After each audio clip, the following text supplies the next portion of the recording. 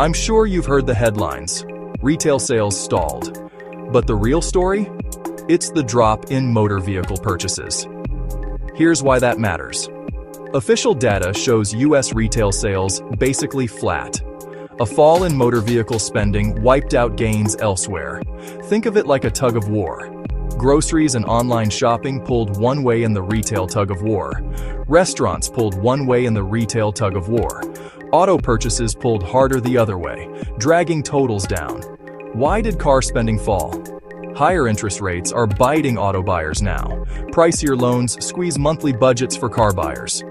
Cooling demand for big-ticket items is trimming auto sales. Why it matters. Autos are a huge engine for the economy. When autos slow, factories and assembly lines feel it. Parts suppliers face falling orders and margin pressure. Even credit markets tighten when auto lending slows. For policymakers, it's a tricky signal to interpret. Consumers aren't collapsing, but they're tightening on big buys. That could cool growth without triggering a crash.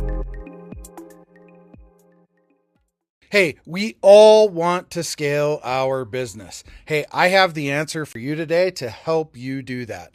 If you're looking to scale from 5, 6, even 7 figures and beyond, book called Be Good, Be Brief, Be Gone. I'm going to give it to you for free. All you have to do is type in growfast.cash. I say again, growfast.cash, and you can download the book for absolutely free. I hope the book helps you this year. Take your business to the next level. Again, go grab the book, growfast.cash. I say again, growfast.cash. I wish you the best and grow, scale, and win.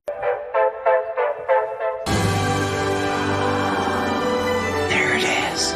Magnum. Holy moly. Yeah, baby! That's what I've been waiting for! Dear God, it's beautiful.